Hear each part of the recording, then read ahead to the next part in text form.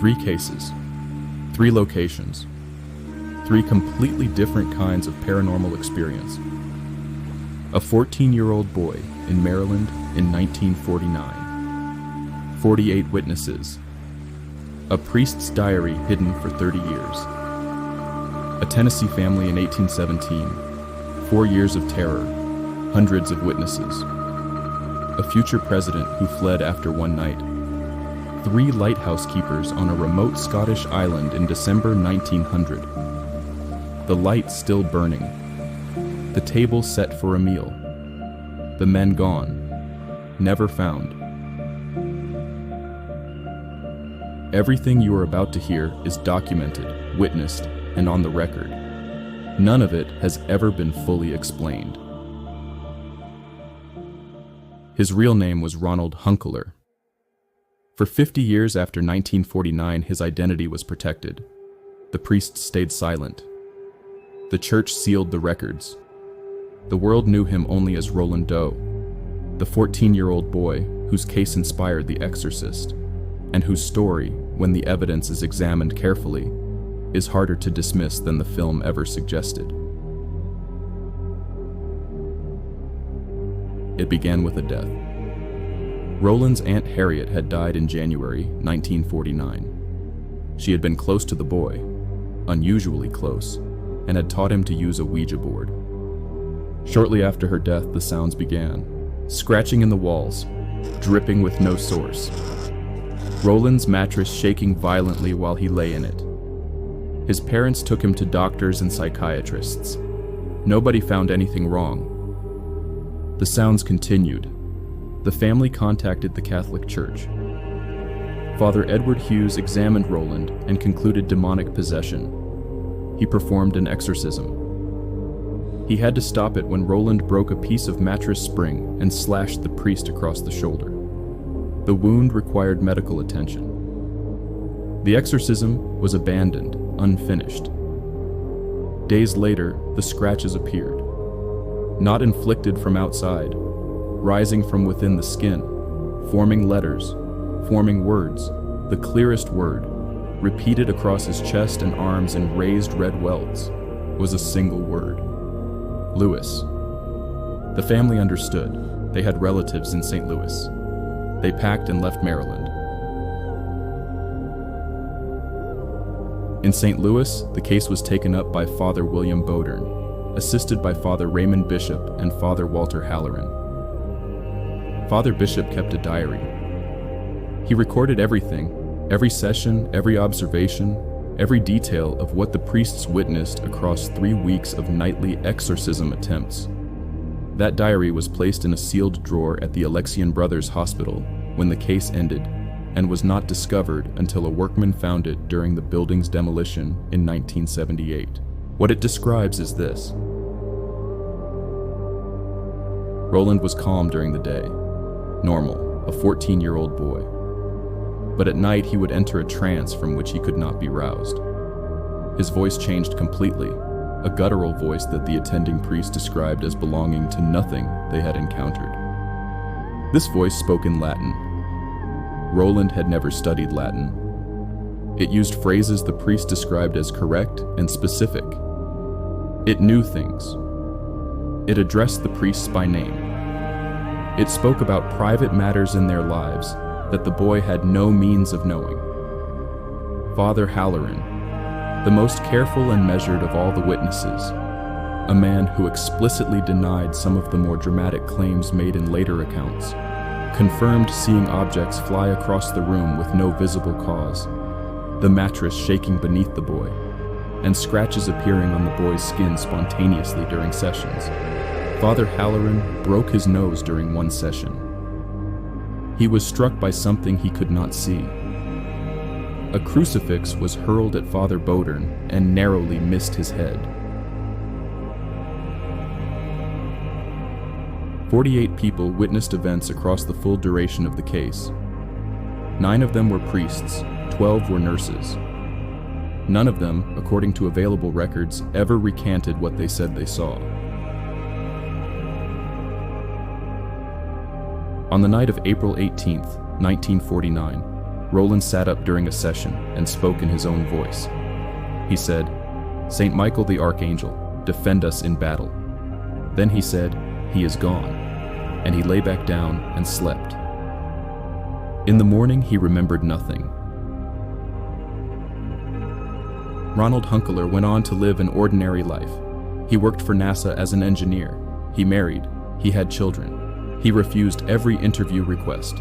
His identity as Roland Doe was not publicly confirmed until after his death in 2020. The Catholic Church classified the case as genuine demonic possession. Skeptics have proposed epilepsy, dissociative disorder, a grieving child amplified by suggestible family dynamics. These are reasonable alternatives. Father Halloran was asked late in his life whether he believed what he witnessed was genuine possession. He said he did not know what else to call it. He said the thing that stayed with him was not the flying objects, or the voice, or the marks on the boy's skin. It was the knowledge. The specific knowledge the voice had about each person in the room that it should have had no way of knowing. He said that was the thing he had never been able to explain. Father Halloran died in 2005. John Bell was a respected man, a farmer, a church elder, 55 years old in 1817, with 1,000 acres of good land along the Red River in Robertson County, Tennessee. He was not the kind of man who imagined things or spoke about things he could not explain. For over a year, he said nothing about what was happening in his house. It started with knocking on the walls at night, rhythmic, persistent. Bell checked for animals and found nothing. Then the sounds changed, gnawing at the bedposts, chains dragged across floors, wings beating against the ceiling in the dark. When they lit a candle to investigate, the sound stopped in the lit room and started immediately in the next one. Then it touched them. The Bell children were slapped and pinched in their beds at night. Their hair pulled.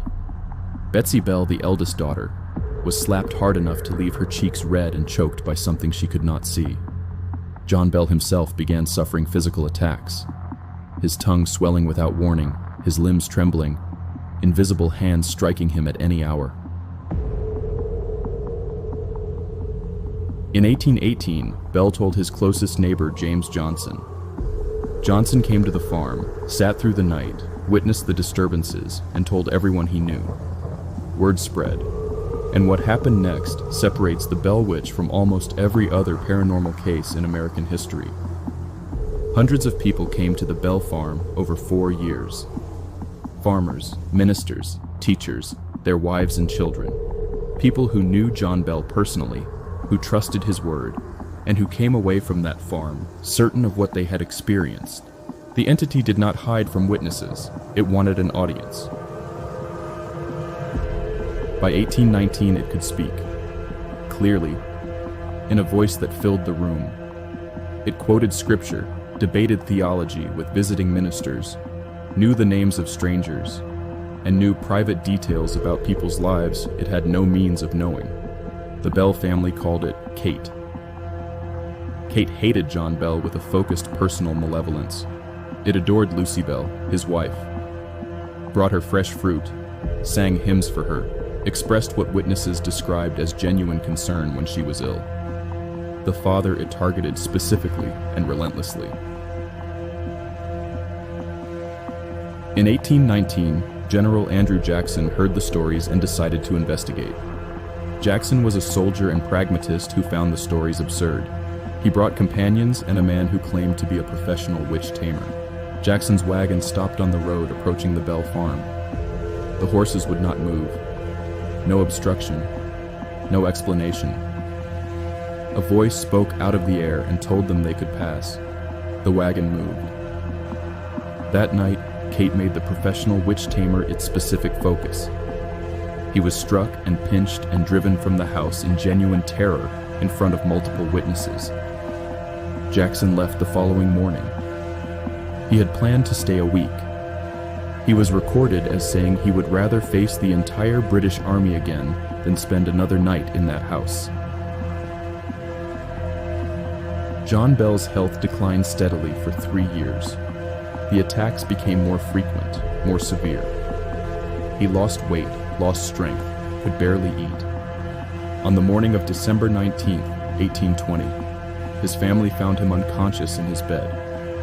Beside him on the floor was a small vial of dark liquid. Nobody had put it there. Nobody could identify it. One of the sons gave some of the liquid to the family cat. The cat died almost immediately. The voice of Kate rang through the house. It said it had given old Jack a big dose of that the night before, and that he would never get up again. John Bell died the following morning. No medical cause was ever established. No explanation for the vial was ever found. It remains the only case in American history where a paranormal entity is cited in historical records as the cause of a person's death. Kate said she would return in 7 years. She reportedly came back briefly in 1828. She said her next return would be in 107 years. In 1935, there were no verified reports. The Bell family's descendants still live in Adams, Tennessee. The Flannan Isles lighthouse had been operating for exactly 1 year when its keepers disappeared. Island Moor, 17 miles west of the Isle of Lewis off the northwest coast of Scotland, is remote, exposed, and surrounded by some of the most violent open ocean in the world. For centuries before the lighthouse was built, local sheep herders worked the island during daylight and refused to stay after dark. They said the island was cursed. The Northern Lighthouse Board ignored this and built the lighthouse anyway. 3 men were stationed there in December 1900. James Ducat, the principal keeper, 43, 20 years of experience, described by his superintendent as completely dependable. Thomas Marshall, the second assistant, 28, composed and well-trained. Donald MacArthur, the occasional keeper standing in for a colleague on sick leave. The oldest and most experienced of the 3, decades in the service. These were serious professional men who knew their equipment, their island, and their responsibilities. On the night of December 15, 1900, the steamer Archtor passed the Flannan Isles on a voyage from Philadelphia to Leith. The crew recorded in their log that the lighthouse was dark. When they docked 3 days later, they reported it to the Northern Lighthouse Board. The relief tender Hesperus arrived at Island Moor on Boxing Day, 11 days after the light went dark. Captain Harvey sounded the horn and fired a rocket. No response. Relief keeper Joseph Moore was sent ashore alone. He climbed the 160 steps to the lighthouse. The entrance gate and main door were closed. He went in. The clock on the kitchen wall had stopped. The table was set for a meal that had not been eaten. A chair had been knocked over and not righted. The fire had not been lit for days. One set of oilskins, the heavy weather gear that no experienced lighthouse keeper would leave behind in a storm, was still hanging on its hook in the hallway. No men.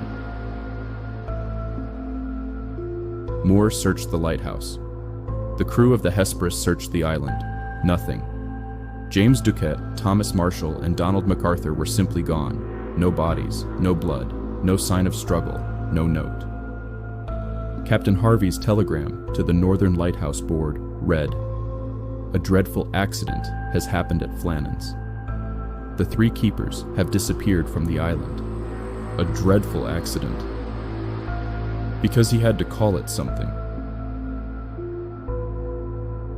The investigation found storm damage on the west side of the island. Iron railings bent, equipment displaced, a concrete block weighing over a ton moved from its position. The superintendent, Robert Muirhead, concluded 2 men had gone to the west landing to secure equipment during the storm and been swept away by a wave. The 3rd followed in haste without stopping to dress properly. This is the most credible explanation. It may well be correct, it does not account for everything. The overturned chair. If the men rushed out to the landing, who knocked it over? When? Why was no one calm enough to right it before leaving? The stopped clock. Lighthouse keepers maintained their clocks with professional precision. What stopped it? The uneaten meal. The table was fully set. In what order did these events occur? And the oilskins? In a storm, violent enough to bend iron railings and move a concrete block weighing over a ton. One of 3 experienced keepers left without his. The bodies were never found. The lighthouse was restaffed and operated until 1971 when it was automated.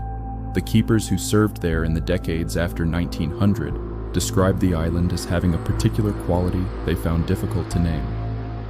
An occupied feeling to the empty spaces. None of them chose to stay beyond their required rotations. What happened on the afternoon of December 15, 1900, to 3 experienced and careful men has never been established.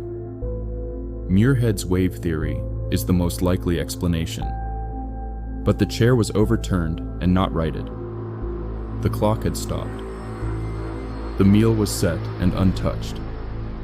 And none of them were ever found. 3 cases. Roland Doe, 48 witnesses, a priest's diary hidden for 30 years, a voice that knew things it had no way of knowing, and a man who spent his entire adult life refusing to speak about what happened to him. The Bell family, 4 years, hundreds of witnesses, a future president who left after one night, and a man who died with an unidentified vial beside his bed while a voice said it had put him there. Ducat, Marshall, and MacArthur, an overturned chair, a stopped clock, a set table, 1 pair of oilskins on a hook, and 3 professional men who walked out of a lighthouse in December 1900 and were never seen again. None of these cases have been fully explained. All of them are on the record. All of them happened to real people who had every reason not to invent them. Whatever you believe caused them, the explanation, if there is one, is yours to find.